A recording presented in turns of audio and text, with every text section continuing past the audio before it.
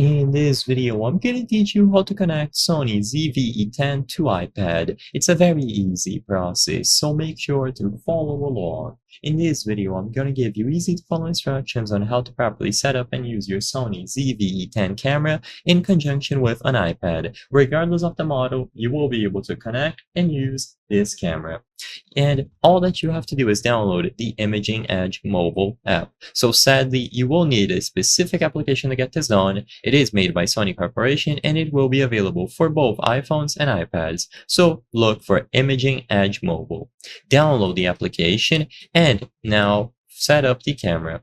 So on the network category of the camera, go to Smartphone Connect. Also, make sure to disable airplane mode. So if airplane mode is enabled, you will have to set it to off before proceeding, otherwise it won't work.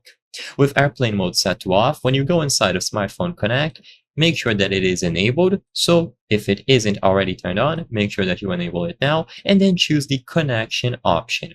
You can set up additional settings here, so connect while powered off, remote shoot setting, and always connected. These are optional, so if you want to, configure them according to your preferences. But when you actually choose connection, you will now be able to use the Imaging Edge mobile application. Open it up and then tap the plus sign, camera connection / registration. On the camera itself, a QR code will be displayed, and you must use this QR code to establish this connection. There are alternative methods like NFC or manually connecting to a network created by the camera, but for this video, I am going to focus on QR code. I believe that this is going to be the best suited for most people. So now choose the option to scan a QR code and point your camera towards this QR code. It will be scanned and the connection will be established. Now that you see your ZVE10, you can import the images on the camera and also perform remote shooting. So you will have a live feed of anything captured by your camera.